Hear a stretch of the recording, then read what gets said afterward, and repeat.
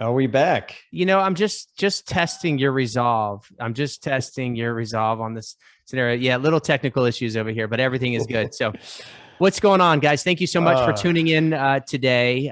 Personal Trainer Talk, as I said earlier, we are here to answer your questions when it comes to the business of personal training, the science, getting results. Doug, it looks like you've got a lot of questions there.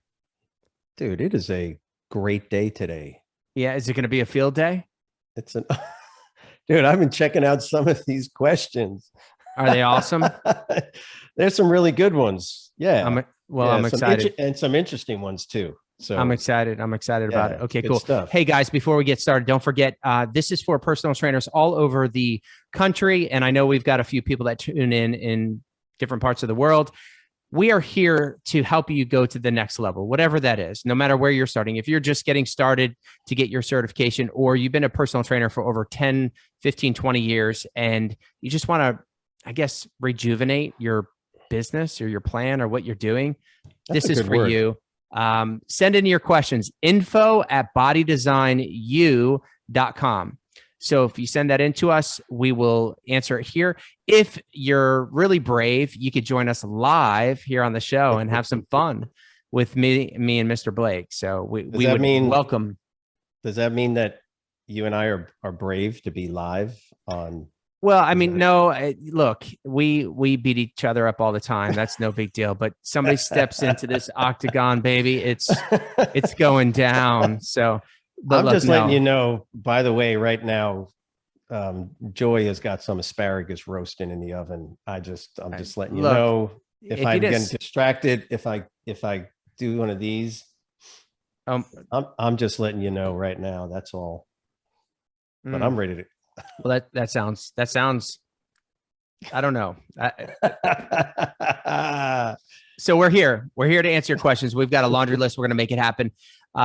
We hope that you're out there making it happen as a personal trainer, and some of this info that we share and some of these questions that come in are useful to you. So Doug, are you ready to get started? Yes, sir. Okay, yes, awesome. Sir. Tell me who is the first person? What is the question? Where are they from? What's going on?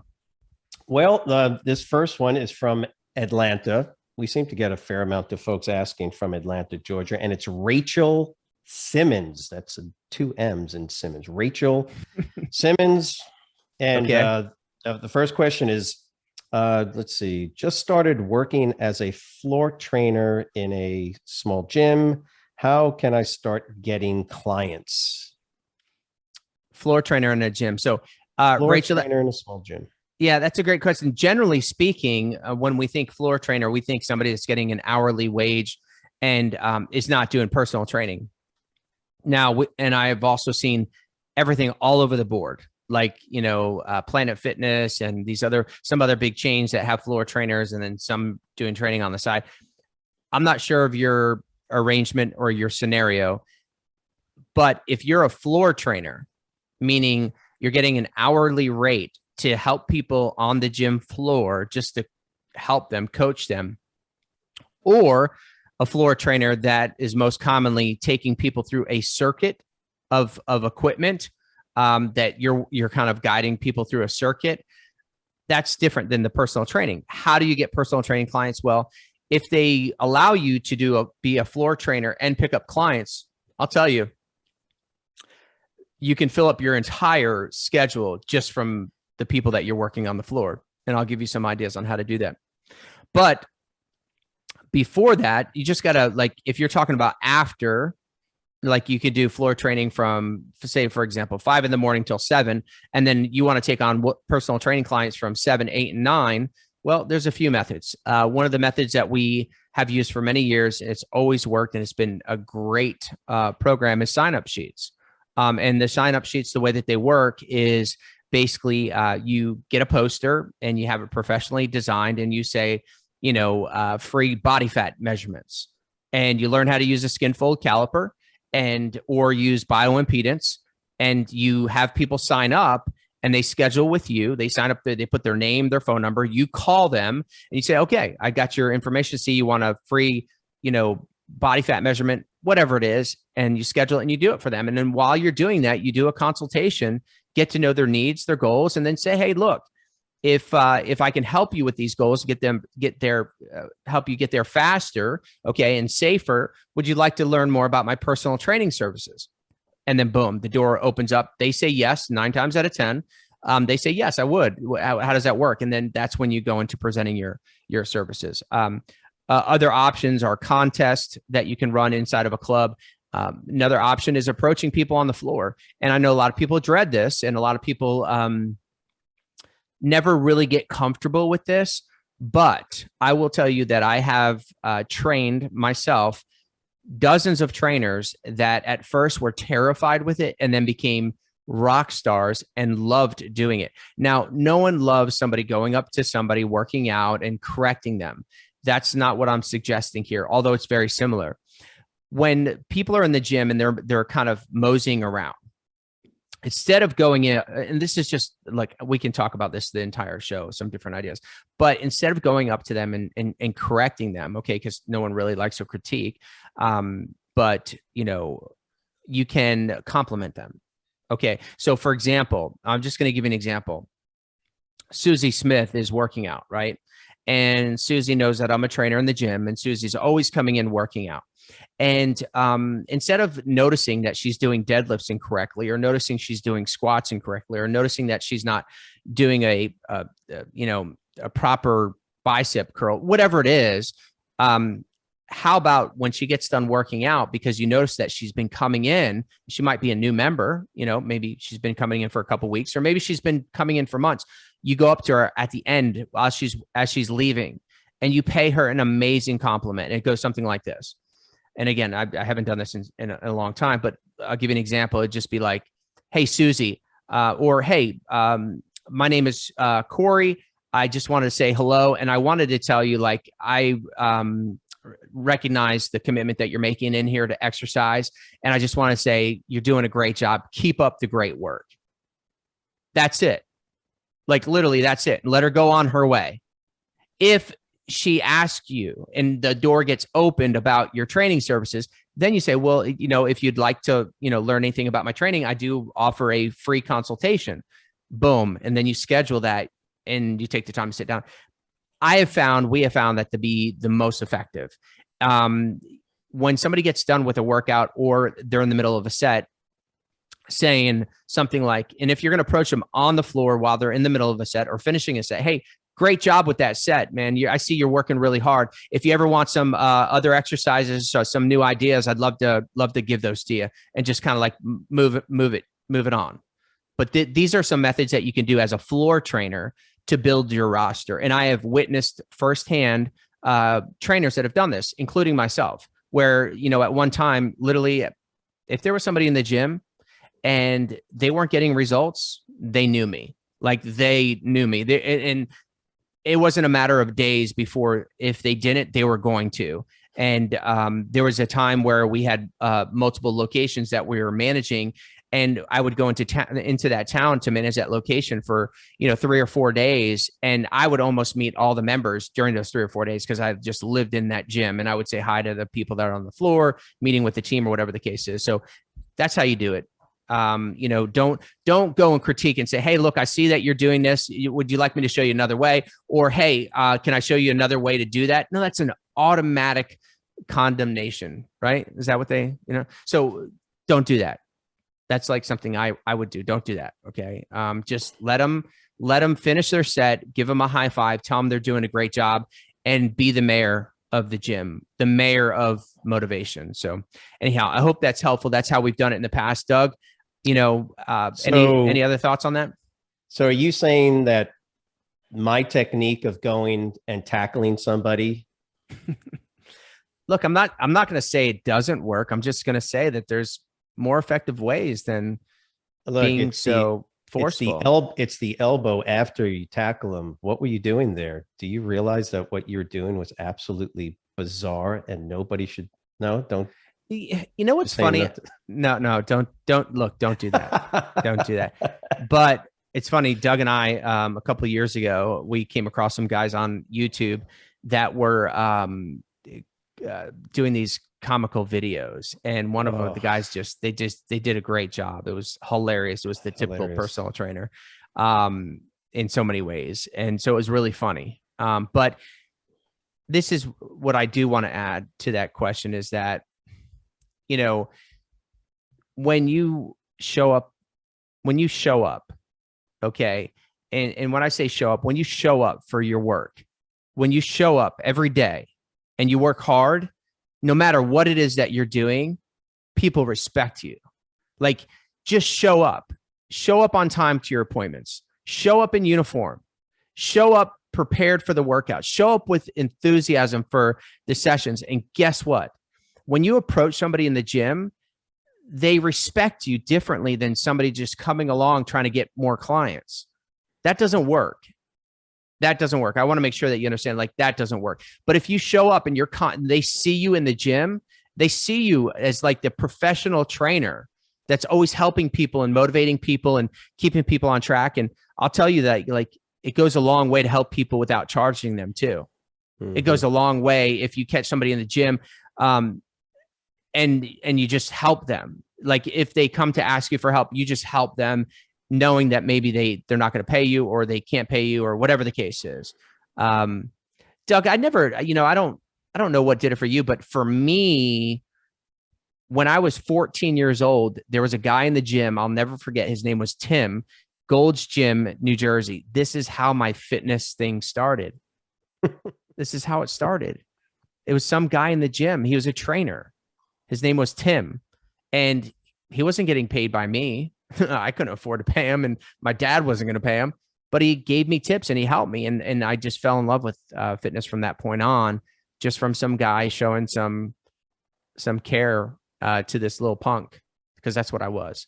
It's changed. I mean, come on, it's changed over the years. Of course, going into a health club or a gym today, now it's very different, because there is a certain expectation of what you should do or should not do when it comes to interacting with people on the gym floor. So the idea of walking in, being very professional, and being the go-to trainer, that was always, and I've told you, I used to, the Gold's Gym that I used to run up in Northern Florida. I used to wear a tie. I'd wear, not a 3-piece suit, but I wore a normal shirt with a tie and comfortable pants. And when I walked in, it was clear that I was more than just a weightlifting goon trying to work out. No, it was very clear. It's very professional. Of course, we don't do that anymore, but it's still the concept. The idea That's right. I always thought of myself as the consummate professional. When I walked into any type of training scenario, I didn't care who was in that facility. That's right. When it came to the one person that knew how to train people, it was me.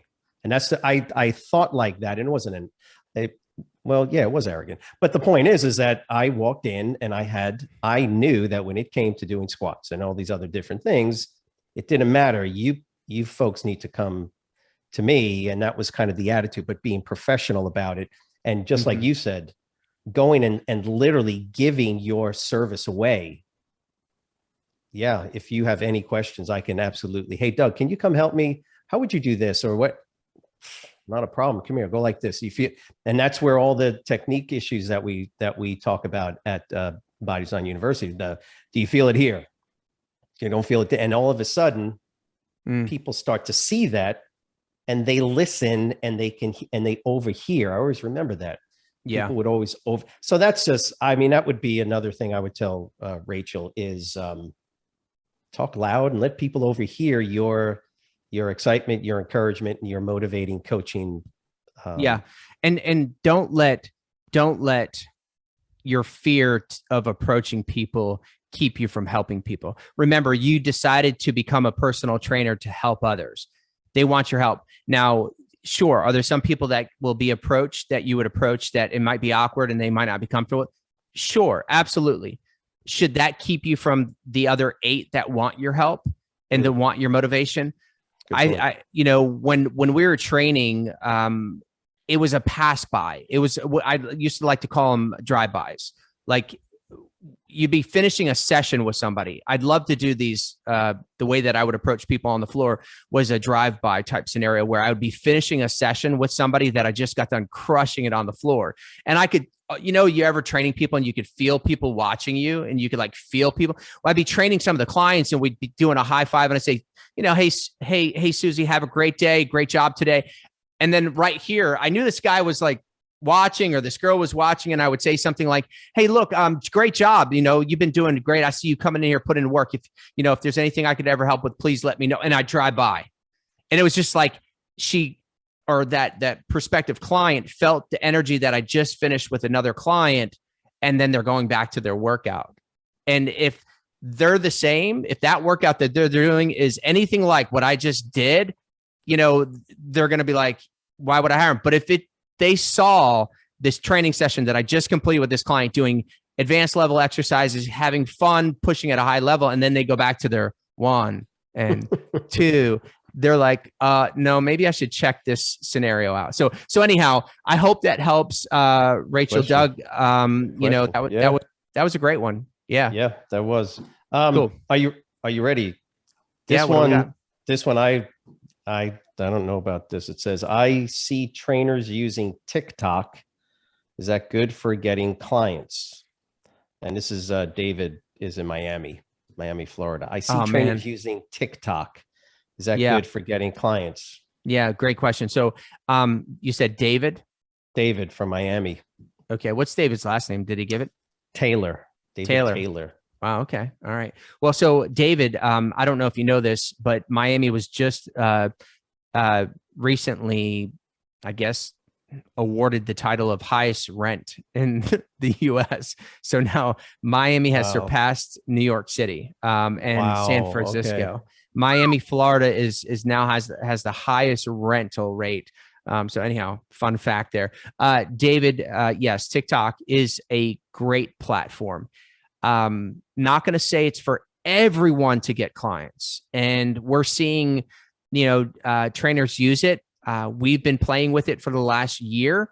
And this is what I will tell you is that they don't have like Instagram and Facebook platforms, a really set sequence on a predictable return on investment. TikTok, very similar to the post. When you do a post on TikTok, it could either like really do well, right? And if it does, it almost has a viral effect where it does really well, or it doesn't do that good at all. And we're seeing similar behavior with the advertisements. And as an advertiser of personal fitness training, we don't like that. With that being said, if you have a huge platform on TikTok or on Instagram, on TikTok, then like you're doing these awesome videos and you've got a great following, then I think you're going to have much more success versus, let me give you an example. Personal trainer, Joe Smith posts 10 times a month on Instagram, can still kill it. And even without the best content, can still kill it on Instagram with fitness ads.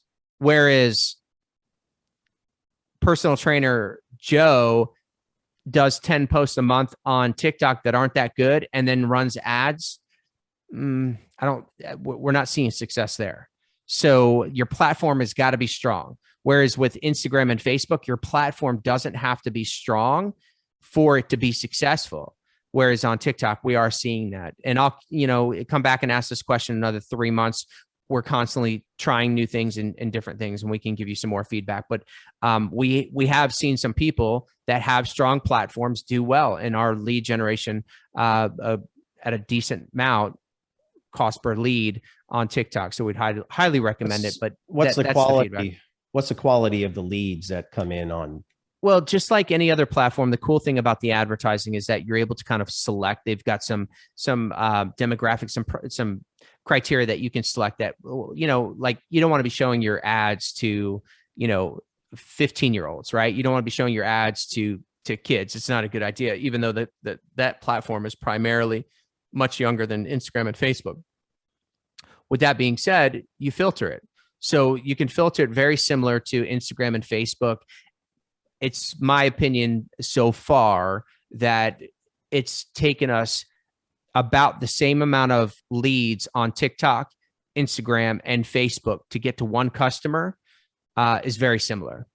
So, I see those very similar.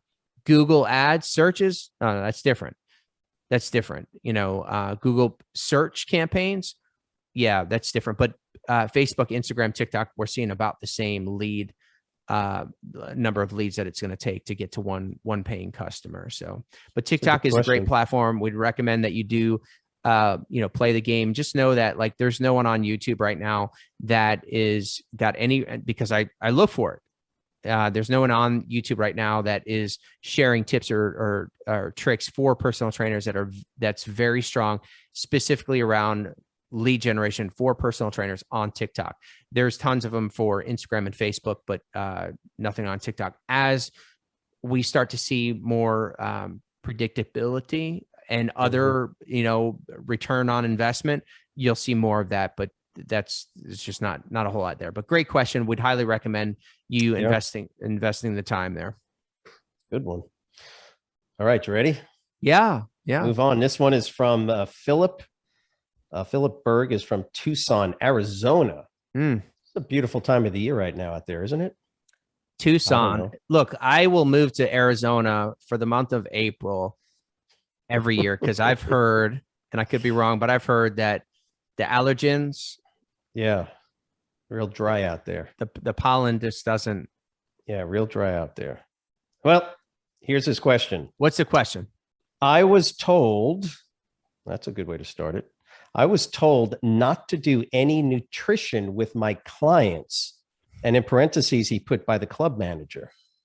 What do you think? I was told not to do any nutrition with my clients. So in parentheses, by the club manager. I mean, does he work for the club? Is he, I don't know. Yeah. So he's a trainer at a gym and the club manager at a club, and the club manager is saying, don't do anything with nutrition. Right. And right. And he's asking us what we think. I don't care where you are in the US, Canada, or any other country for that matter. We all know nutrition plays the biggest role. We all know that we have to coach our clients with nutrition. We also know that most states regulate what is shared with clients and what is not. So we highly recommend to our trainers, we educate them as if they're nutritionists. We educate them at the level to where they understand the science on how to put together a meal plan. What they do with that information, what they do with the knowledge that they gain from Body Design University on how to put together a meal plan, they then take back to their state and they modify it based on their regulations so they can still play ball, but not play too far out of bounds. It might be a little bit of a gray area. And we explain how to do that in the Body Design University course. But I have not met a single trainer, not one, that has been a top trainer in both revenue and client results that did not provide meal plans and coaching for their clients when it came to nutrition. Not one. In 23 years, this August will be 23 years. I've never met one trainer in all this time in this industry, and I've worked alongside a lot of trainers that did not coach their clients with nutrition and exercise and be really good and very successful. So get results. So get the results that they need. Yeah, and get the results. So with that being said, if a club manager is telling you that, find a new club. That's my recommendation. Find a new club and get the training that you need if you don't have it to coach your clients. That's like really important. But I'm also saying, follow the regulations. I'm not telling you to go out there and break the law. You need to follow whatever the regulations are, but there's always a gray area. There's always an area where you can help clients. They need your help. And by the way, it's kind of silly, some of the stuff how it's regulated in the States. Let me give you an example. There's some states in the United States, okay, that allow trainers to put together full-blown meal plans for their clients. Okay. This is what you should have at breakfast. This is what you should have at snack. This is what you should have at lunch. This is what you should have at dinner. Okay, full blown meal plans. And there's other states that don't even allow the trainer to give tips, not a meal plan. You're not even allowed, you break in the law if you give a client tips like you should eat breakfast. That's nutritional counseling or coaching in that state. Even though it goes again, it goes with the norms, it's still, you're not supposed to, and you're not allowed to speak to nutrition anyway. Hey, you should have, 10 ounce glasses of water, anything like they say you can't do that. Now, you have to pray. Now, I will tell you, in 23 years, I'll also tell you, I have not known a single trainer, not one, that has gotten into any trouble for helping and coaching their clients. This is what I was told by my own attorney. This is what he told me, because I don't want to break any rules. We help all of our clients with nutrition. We help them all. And what he said is, I said, what liability do we have? Well, one, you got liability interest. Yes. Two, if you're called into a court of law because somebody, for whatever reason, is making a claim that they got sick or something happened because of the meal plan or coaching, can you defend it? Can you defend the science? And would it be the information that you shared? Would it be negligent? Would it be not? And so if you could answer those questions, then you're pretty good. But again, my feedback to you is I would stop personal training tomorrow. I would leave this industry forever if I could not coach and did not coach nutrition, because I know in all the training that I've done in all these years, the results came from the coaching of nutrition that I did with my clients. It was not the exercise, because I had clients that I trained consistently with the exercise that would make little change.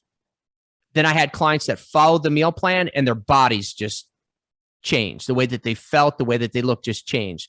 I would not continue to be in this industry if I didn't do it. So for all the trainers out there that are training people and not helping with nutrition, you're missing a massive opportunity. So that's what I say. I hope it's helpful. Doug, any other thoughts, and also try to reel in our liability exposure a little bit, would you please?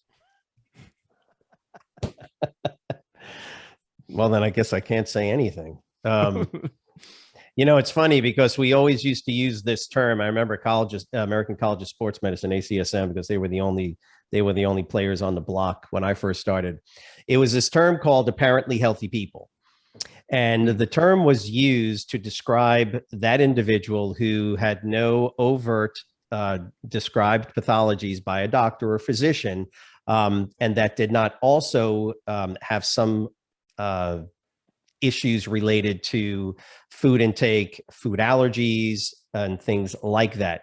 And here is the irony, is that the reason the scenario is the way you just described is because food is such a powerful, it is probably the most, I mean, they're all important, the root exercise, but food possesses the most profound effects on the human body, both good and bad. And therein lies part of the problem. And of course, we deal with the reality that uneducated trainers are telling clients to go out and, well, eat this and do this supplement and do these things, which is what has created an issue. And so it is a challenge. The other thing, remember, is that your NCCA accredited organization, they're trying to cover themselves as well. And which is why you'll find some of these certifying agencies basically are just like, whoa, we'll teach you certain things, but you are not allowed to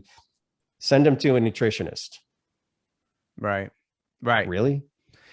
But the same NCCA accredited organizations sell certification programs for personal trainers on nutrition coaching. So you go figure that. But Doug brings up a really good point, guys. We'll end this question right here, is that, if somebody is battling some kind of medical condition, do not get involved there. When I'm talking about, and Doug's talking about coaching somebody, we're talking about apparently healthy people that have no known issues. If they have diabetes, they have high cholesterol, they have high blood pressure. No. See their doctor, see their nutritionist, and you can coach them with those recommendations. Don't coach them. Bingo. Bingo. without those recommendations, but coach them based on the recommendations of their nutritionist and their doctor, whatever the case is. Yeah, the beauty of it is that when they do have those conditions, you're off the hook in one sense. Your job then as a trainer is to coach and provide the accountability factor. Yeah. And so in one sense, somebody with diabetes, they already know they're supposed to be eating multiple meals, small meals throughout the day. Well, that's what we tell people to do anyway. They're told to eat lots of fiber. So in one sense, I'd rather have a diabetic, for instance, come train with me, and their doctor actually knows what they're talking about. Then because now I have the ability to go, look, this is what your doctor said, and give the the smack across the. Well, I don't do that. Gosh, I hate that. I know I said we were just going to end this question, but Doug, the truth is that what else we have to tell these trainers is that doctors get it wrong. And here's the problem. And we are gonna end this question here. Okay. But here's the problem is that I had a client come in one time that was 80 pounds overweight, and she was seeing a doctor, and the doctor had prescribed her a meal plan. And she came in because she wanted to start exercising. She knew she had to do both. And she was 80 pounds overweight. And she told me at the time that she was getting lightheaded. Just walking to the mailbox. She was getting home from work. She had a long driveway. Just walking to the mailbox, she was getting lightheaded. So, well, did you tell your doctor? What did he say? He prescribed me these dizzy pills. I'm like, that just doesn't sound right. Can you show me the meal plan? 800 calories. This woman was 80 pounds overweight, and a doctor prescribed her a meal plan that was 800 calories when we totaled it all up. I did the math multiple times. 800 calories. And we don't have enough time to talk about this. I called the doctor's office. Oh yeah. I called the doctor's office. I had to, because there is nowhere in any of my training to that point, which I'd been training at that point, I think about 10 years, did I learn that anyone should be prescribed a meal plan, 800 calories. Even these diet clinics that inject the vitamin C and they do all these crazy things, that's not a good idea. But guess what? That doctor thought it was a good idea. And when the client was depriving herself so much and she started getting lightheaded because she wasn't getting enough calories, the doctor gave her medication. So we leave it on this. Yes, if they have diabetes, high blood pressure, all these things, you go of the direction of the doctor, but don't go in the direction of the doctor or the nutritionist without looking at what it is. Look at it. And if it makes sense, then go with it. If it doesn't make sense, it's fair for you to tell your client, say, hey, I might recommend getting another opinion here. I might recommend seeing, because it's crazy. Now, doctors today, they're getting more and more training in nutrition, which is amazing. In the last 15 years, doctors have gotten more and more training in nutrition. That doctor was a little bit older, and he really, honestly, he had no clue. Didn't have a clue. He was harming, this patient. So anyhow, I hope that was helpful. You got to coach your clients. Look for a new club if you need to. Doug, look, at this rate, we're going to get through like three questions. I got another. Well, I got this quick. These are good. These are good. This question is actually about creatine. So, okay. Jean LaRoche, Chicago. Is from Chicago. I've been using creatine for about 2 weeks, but don't feel any changes. What is the issue? What are we providing like self-help stuff for? Dude, I don't know. Like all I know is one time you came up to Atlanta and you're like, dude, are you on the sauce? I'm like, I was taking creatine. I was like taking creatine for like 2 months. And Doug was like, dude, are you? And I don't know. Give him some advice, Doug. Is that how the story? Is that how the story goes now? You were using. Look. This was. I remember this, by the way. This was 2014 or 2014, 2015. You came up And I just got into a really disciplined groove. And I think it was one of those times where you saw the vein coming down my arm, and you were like, dude, what's going on? Are you? I'm like, no. And I opened up the cupboard, and I had these natural creatine product, and we were getting that stuff from Sprouts. Do you remember? Yeah, and you were having all your meals made, and you had your. Oh, I remember. Yeah, you were tight. Okay, so how can you help this person? Well, I mean, look, 2 weeks, that's just not long enough anyway. So, I mean, that kind of answers more than likely that answers the question. I mean, the deal with creatine, I don't know how much he's using. I don't know if he did a loading phase, which is not necessary. I don't know the total milligram dosage that he's using. So I would say you got to go at least 30 days. Upwards of 2 months is when you start to generally see the max effect. Depends on the person, obviously. Depends on the person. Depends on those other normal variables. But the accumulation of creatine into the muscle bellies it's going to take. Again, it could take 2 weeks. I've done it on 2 weeks, and I've felt the difference in 2 weeks. But the average person, for sure, it's going to be upwards of a month before they really start to feel those noticeable changes, both in strength, which is where you're going to notice it, and that fuller, more pumped feeling that you're going to get when you're actually training. I guess I'd like to know which product you're using and how you're taking it. Remember, the deal with creatine is, it will accumulate over time, even if you do it incorrectly. But the deal with creatine, all the research that was originally done back in the 90s, mostly the 90s and the early 2000s, that continued research is done with very high levels of insulin producing sugars. So high levels of glucose are ingested along with the creatine to induce the insulin secretion that is so necessary to get that creatine and the hydrating effect into the muscle. Yeah, you remember that was awesome. Hey, do you remember Bill Phillips Phosphagen? Oh, dude, I used to love that. I used to get the grape flavored or the grape or the fruit punch. The fruit punch, right? Dude, Bill Phillips, that guy was a genius. Whatever happened to Bill? I don't even know what happened to him. But I don't know. He started EAS. He did the Body for Life, the Body for Life book, and the contest, and Phosphagen with all the sugar in it. I think it was and then he had Phosphagen HP or something, right? Something like that. But ironically enough, the sugar dosage on most, if you go back and read the research, the actual research studies, was 92 up to 90 plus milligrams of glucose. So you remember that the insulin response to that level of ingested glucose is significant. You know what I'm saying? That's literally 90 grams of glucose. That's 6, 7, 8. That's like 10 tablespoons of table sugar, roughly, somewhere around there. Right. In a single dose. The pulse of insulin is not, we don't call that healthy, but that's where the research started. So you can't be pumping people with 90, but he had a significant amount of sugar, and it was incredibly effective. Remember, creatine monohydrate, and it was. So 2 weeks. 2 weeks is 2 weeks is not long enough. Generally, I mean, you could if you were taking it. Look, we're not recommending it anyhow. I'm not saying to take it. We're not recommending it. Why?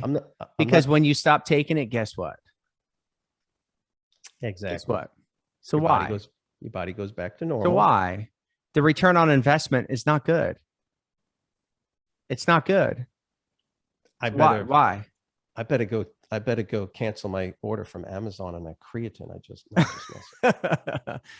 All right, All right, let's keep the train moving. Good question. Another question. Okay. Should I bill clients on the 1st or the 15th, or doesn't it matter? This is from Miley. Miley is in Buffalo, New York. Buffalo. This is Buffalo, New York. another great question, man. I love this. Interesting. Guys, so years ago, we used to bill our clients very similar, where we would run our billing on the 1st or the 15th or the 10th and the 25th or whatever it was. And now the technology is such that you just process them on the same day that they sign up. That's it. That's all you do. It's really simple. Don't prorate. Don't mess with any of that stuff. Bill them today and 30 days from today. That's it. You do a consultation today. Okay, you do the consultation today, they pay today.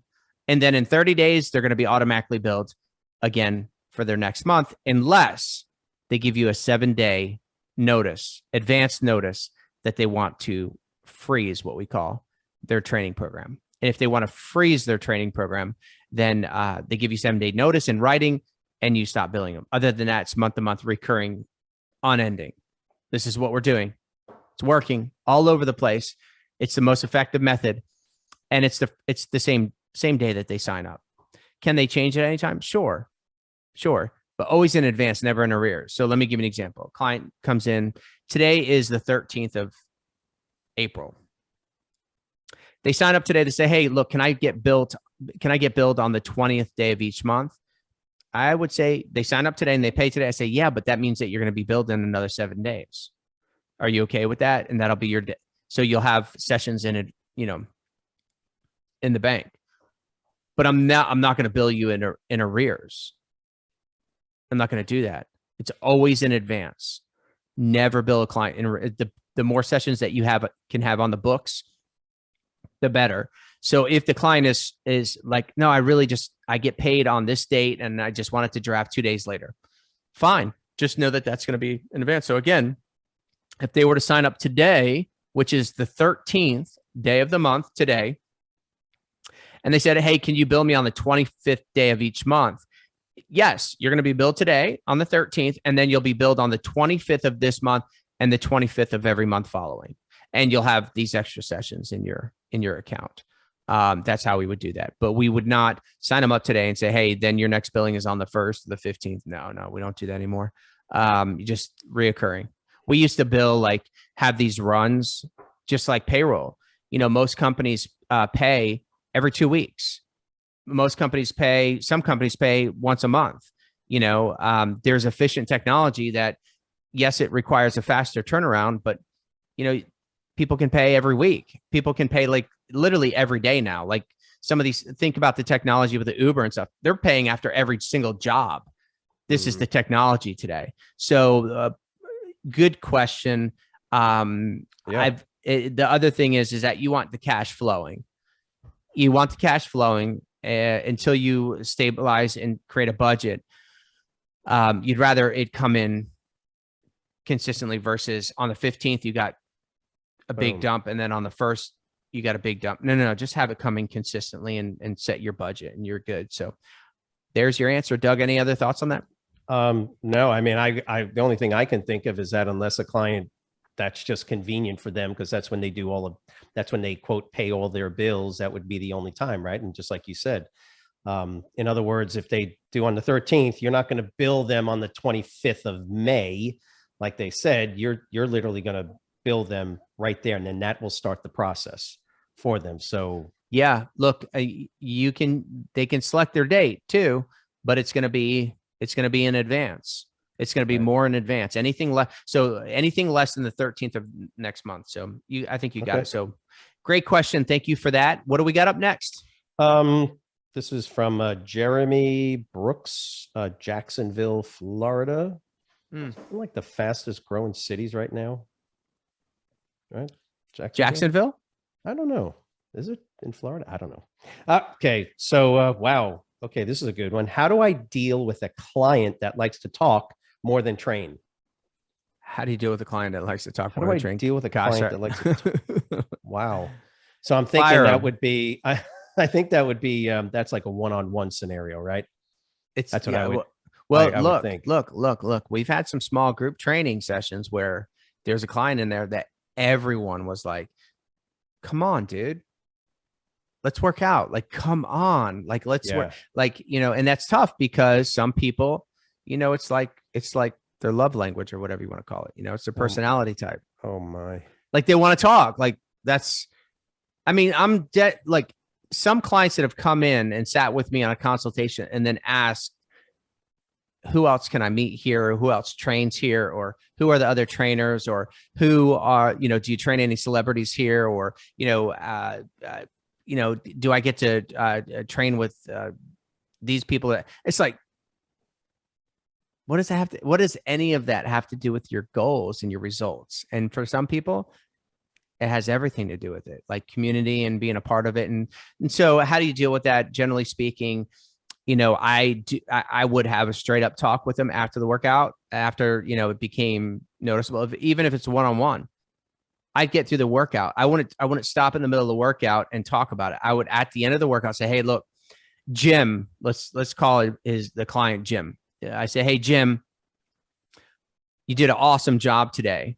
Now look, the goals that you shared with me at the very beginning, those are my goals now too for you. I'm working. We're gonna achieve these goals, but I'm gonna need to push you a little bit harder, during the workouts. And in order to do that, we're going to, have a little conversation time at the end of the workouts, specifically not during the like weight training part. Jim, are you cool with that? Like, we're going to get an update on everything, but we got to do it after the workout and we could touch base a little bit. But during the workouts, I've got to keep you moving to get the best possible results. Is that cool? Is that fair? Are you good with that? And then, look, some are going to be good. If it's one-on-one, look, there's some trainers out there that are just like, what are you talking about? Just, they're paying you. If they want to talk to them. No, I'm not that type of trainer. And I'm not going to coach those types of trainers.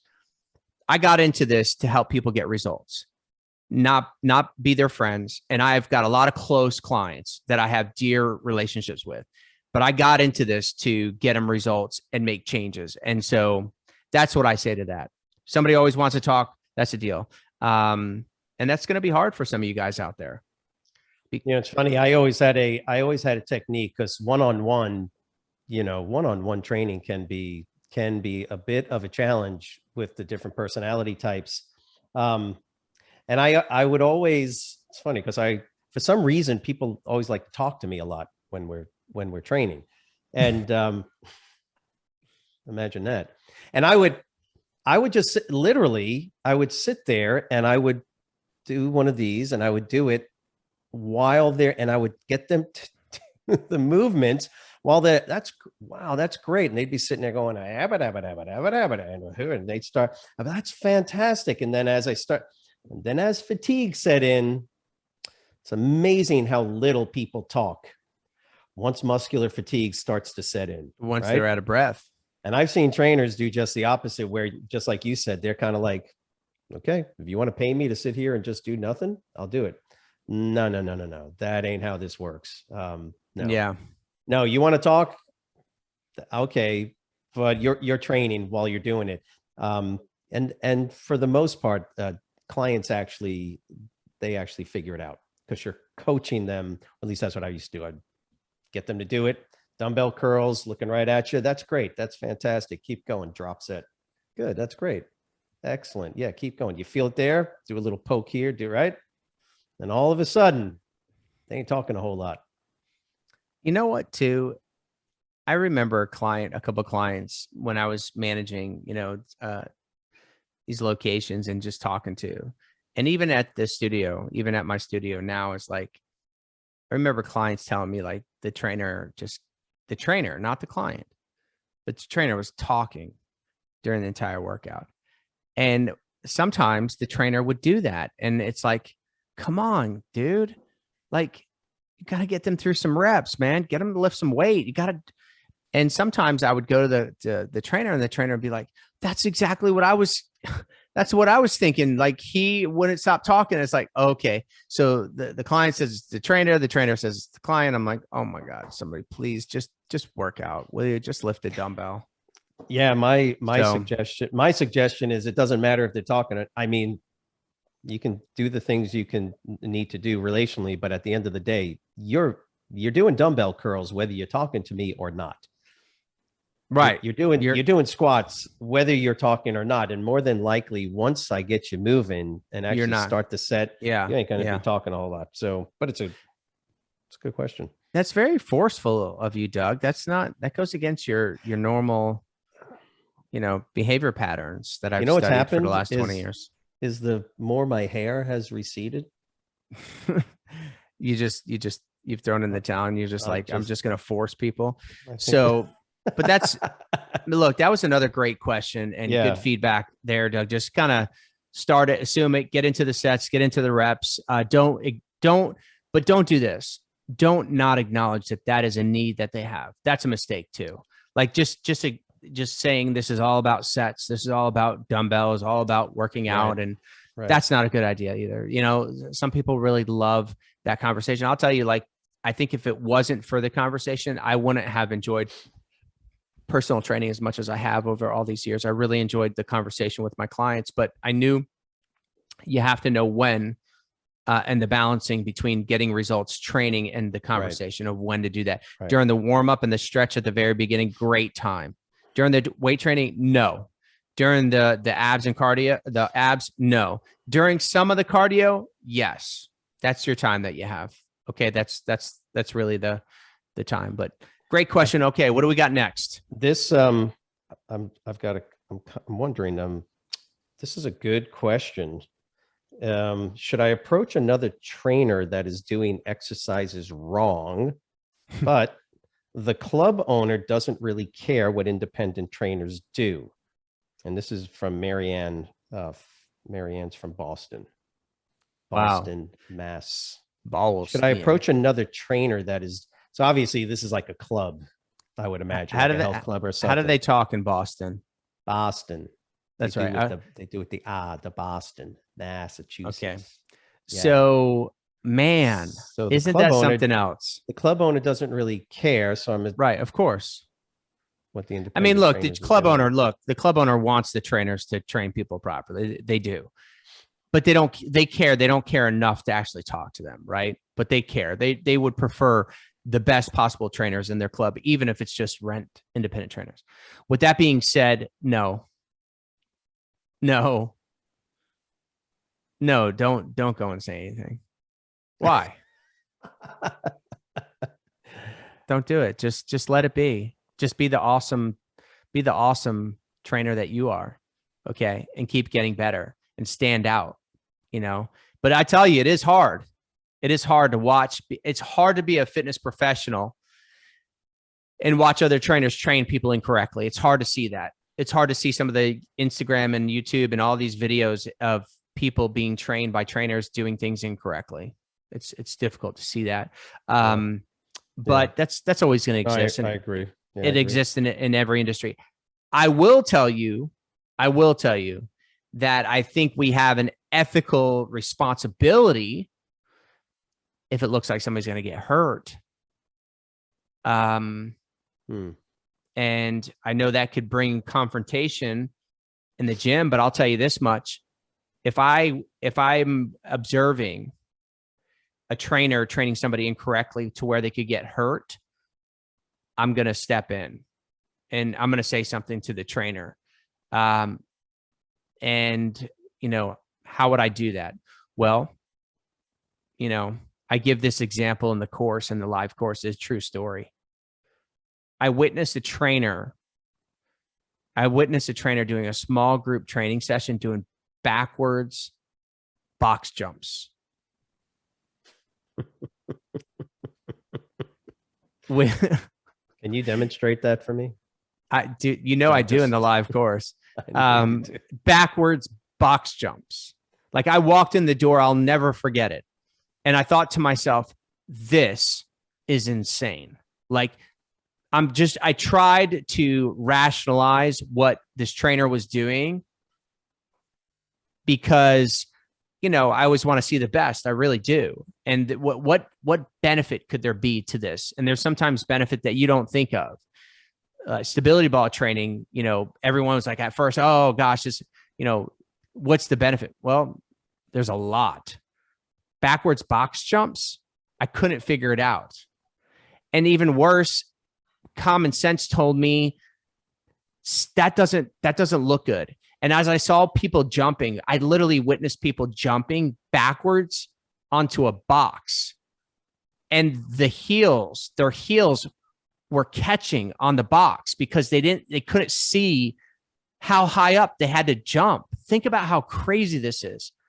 We're talking about middle-aged people doing backwards box jumps. We're not talking about athletes. We're talking about people hiring a personal trainer to get fit. Why? And I had to say something. And what I said is as soon as the timer hit, and I almost had to interrupt during right the middle of it. And just literally I walked in. I just said, look, man, you got to switch that out really quickly. Somebody's going to get hurt. And right on this other side of the box was a mirror. For all the clients, there's a mirror. So you got them doing backwards box jumps to where they could trip and fall backwards. And where they would land is into a glass mirror. Think about how crazy that is.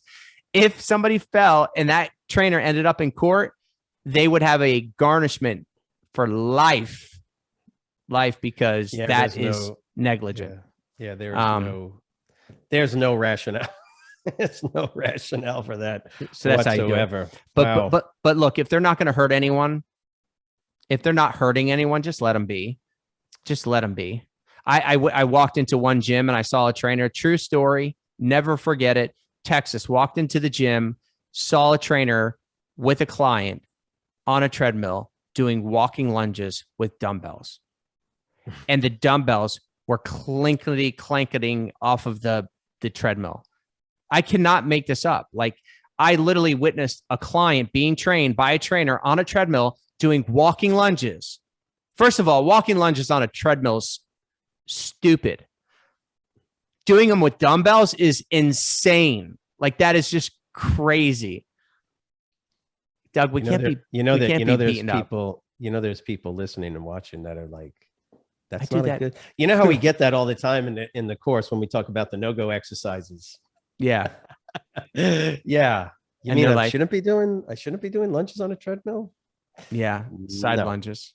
So but that is a great question. But we would recommend, Doug, any other thoughts on it? Like, if they're not hurting somebody and it's just ineffective, let them be ineffective. Let you be the best trainer. And there's an assumption that we're making here is that individual knows what is wrong or right about an exercise. I mean, I could be doing them correctly, scientifically, biomechanically, and then that trainer goes, well, that's not how I saw it on Instagram, so you must be doing it wrong. And here I am doing it right, correctly. Let's make sure we know what incorrect and what wrong is, and then the level that proceeds to. If there's obviously somebody's going to get hurt. I've done it. Yeah. Somebody's doing squats with 4 plates, and it's a 50-year-old woman, and they're doing partials. Right. Remember when that was a thing? Yeah. Doing partials. So yeah. Partials. Oh my gosh. Yeah. So stop the madness. Be an awesome trainer. Guys, look, those are good questions. Yeah, those are great questions. Thank you so much every week for these questions and being a part of this and tuning in to what it is that we're answering. And hopefully some of this has been helpful to you, that you could bring back to your training program, to your gym, to whatever it is that you're doing. We look forward to it every week and helping you answer these questions. Doug, we do provide a weekly trainer's tips as well. So every week we do a video. We do it on our Facebook group, but then it also gets pushed into our YouTube channel. So guys, look, right now, go to YouTube. Right now, go to YouTube. Right now, everyone, go to YouTube, type in Body Design University, subscribe, hit the notification bell, whatever it is that you're supposed to do nowadays. Do all those things. Stay in touch with us. We've got some great information that's dropping on our YouTube channel. It's growing leaps and bounds every single week. And we'd love to stay in touch with you. Hope this was helpful. Doug, any words of wisdom for the trainers this week? If you know anybody that's Spanish that needs Spanish assistance, we also have a Spanish YouTube channel. Dude, you're like on fire I'm today. just, hey, you know, Dude, can you close? exciting. Look, I'm gonna close it out real quick, and then you just can you end it with some words of wisdom in Spanish? I'll say a saying that that is it's called un abrazo de oso. It's bear hug. So You're you giving go. them a bear hug. Okay. I'm giving everybody a big Guys, old hug. thank you so much again for tuning in. We look forward to seeing you every Wednesday, 2:00 Eastern Standard Time. If you click the link below, go to bodydesignU.com. You can ask a question, email it to us, or come on the channel here live and we'll answer it. We hope you have an awesome week, and we will see you next Wednesday, 2:00. Ciao.